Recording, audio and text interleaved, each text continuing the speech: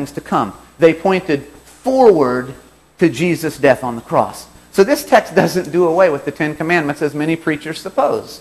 It does away with the ceremonial law. Do you understand that? Are you with me so far? Okay. Now let's take a look at the next text that they use to say the Ten Commandments no longer apply. It's found in Ephesians 2:15. If we look at it, here's what it says. Having abolished in his flesh the enmity, even the law of commandments contained in ordinances. There it is again, folks. There's that word ordinances again. And when Jesus died in his flesh, he did away with those ceremonial laws of sacrifice that pointed forward to him. That's why we don't sacrifice lambs when we come to church today, because Jesus fulfilled the slaying of the lambs. Well, let's take a closer look at that word ordinances. First of all, we're looking at the book of Ephesians right now. Who wrote the book of Ephesians? See, you're quiet. I heard somebody say it. Paul wrote the book of Ephesians, right? We also looked at that word ordinances with the handwriting of ordinances that was against the people back in Colossians 2:14. Remember? Who wrote the book of Colossians? Paul. So wouldn't it be neat then if we allowed Paul to define the word ordinance for us? Great. I'm glad you thought that would be so neat, because that's what we're fixing to do. Let's go to Hebrews chapter 9, verse 1. Who wrote Hebrews, by the way? Paul. Good guess. It says, "Then verily the first covenant had also ordinances of divine service and a worldly sanctuary." And this is your homework for today. We don't have time to do it today. But if you go through chapter 9 of Hebrews, you will find that these ordinances are all about the ceremonial laws of temple service that pointed forward to Jesus. In fact, you get to Hebrews 10:1, which is just an extension of Hebrews 9. And here's what Paul says. "For the law, having a shadow of good things to come, can never with those sacrifices make the comers thereunto perfect," folks. Now I'm going to make a point here, and I think it's a very strong point. But I need to be very clear on something before I make that point.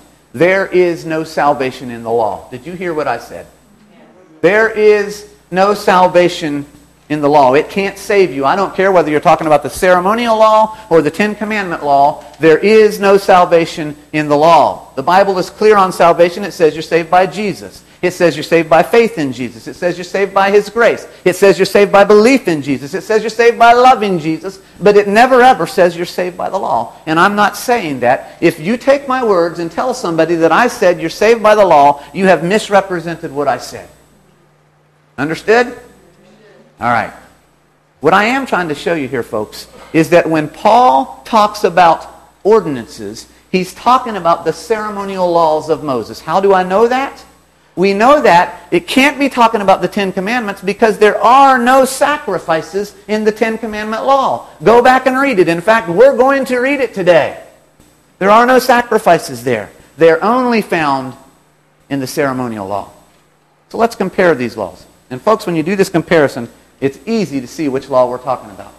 The Ten Commandments were written by God. The ceremonial law was written by Moses. The Ten Commandments were written with God's finger. The ceremonial law was written with handwriting, with the handwriting of a man. The Ten Commandments were written on stone as if to indicate permanence, and the ceremonial law was written in a book. The Ten Commandments were placed in the ark, and the ceremonial law was placed in the side compartment of the ark. The Ten Commandments are called the Ten Commandments. The ceremonial law is called the Book of the Law. And of course the ceremonial law we know to be against the people. All right, let's move on. There's another text that has been used often to say that the law has been abolished. It's found in Romans 6:14. Let's take a look at Romans 6:14. Here's what it says. "For sin shall not have dominion over you, for you are not under the law, but under grace." I've heard so many sermons on this I can't even count them. Preachers stand up and they emphatically say, "You're not under the law, you're under grace," and they thereby conclude that the Ten Commandment law has been done away with. Can I do something radical here? I've said it before, I'll say it again. You can't take a text out of context and make a pretext.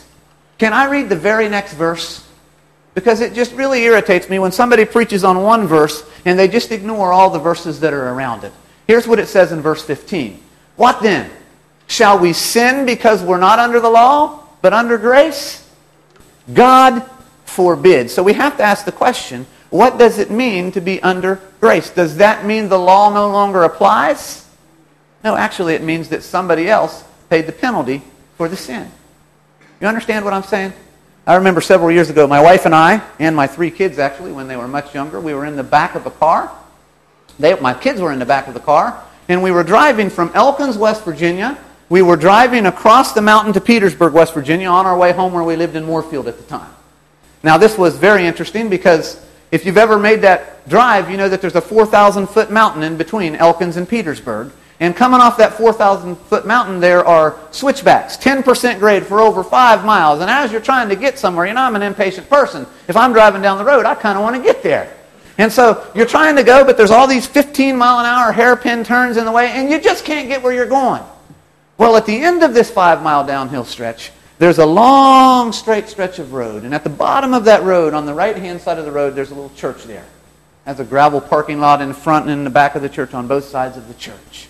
And so finally, when you've gone through 5 miles of all these switchbacks, you're ready to get somewhere. And you don't really have to step on the accelerator. It's not always a conscious thing, but you just kind of let the car flow on down the hill. And, well, you know, if my guardian angel was doing the speed limit, let's just say I was without one at the time.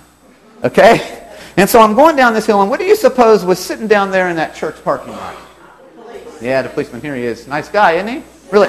Just kidding. That's not really his picture. It's just one I picked up somewhere. But anyway, this policeman, you see a policeman, and if you think you might be going too fast when you see a policeman, there's 2 things that I always do. First thing I do is I look at the speedometer. I want to know the damages. And at the same time I'm doing that, I'm pushing on the brake. Because just in case he hasn't got me yet, I want to make sure I get slowed down before he does. Are you with me? So this policeman's sitting there. I look at my speedometer. It says I'm going like 72 miles an hour. I know exactly how fast I'm going. But I put on my brake and I drive by him at 53 miles an hour because the speed limit was 55. And I look in my rearview mirror. There's nobody in sight. I look ahead of me. There's nobody in sight. And as I drive by the policeman, he begins to roll. I wasn't even going to make it interesting for him. I just pulled into the gravel parking lot on the other side of the church. All right. Policeman comes up to the car, pulls in behind me. You know, he asks for the, driver's license, registration card, insurance card. I shouldn't know these things, but I do. He asks for all that and says, how you doing today? I'm doing good. He says, do you know how fast you were going? I said, yes, sir, I do, but I'm waiting for you to tell me how fast you caught me before I give you all the information. And he gives me a little lecture about the fact that I've got my wife in the car and 3 kids in the car and there's other people on the road and this could be very dangerous. And he proceeds back to his car to write my ticket. Of course, when he's done with the ticket, he brings it back to me and it wasn't a ticket. Just a warning. Now, I would have been a lot more impressed if he'd had to give me a ticket and pay for it himself. You understand what I'm saying? But he gave me that warning and I realized, man, I'm not under the law. I'm not being held to the penalty of the law. I can do whatever this is great. You know what I did? I slammed my car down to the drive. I pushed the accelerator clear down to the floor. I threw gravel all over his car and I'm like, yeah, I'm not under the law. I'm under grace. I drove home 90 miles an hour. Do you believe that? No way. No. There was something about that policeman's grace that made me desire to keep the law even more. When I recognized I'd been let off the hook, if it said 55, I went 50. If it said 35 in Peterstown, I went 30. Is the speed limit done away with because the policeman gave me grace? No. Folks, the Bible says the wages of sin is death. But the gift of God is eternal life through Jesus Christ, the Son. It's not that He does away with the law, folks. It's that He forgives my sins, that I don't have to pay the penalty because He already did. But that doesn't mean I'm supposed to go on sinning, does it? No. In fact, without the law, I wouldn't even know I was sinning. I want you to look at this. This is what it says. Exactly this in Romans. Romans 3:20. By the law is the knowledge of sin. Look at Romans 7:7. I would not have known sin except through the law, for I would not have known covetousness unless the law had said, you shall not covet. That's the 10th commandment right there for those that say they've been done away with. Paul says the law exposes sin. And what is sin? The Bible's very clear on this. Sin is the transgression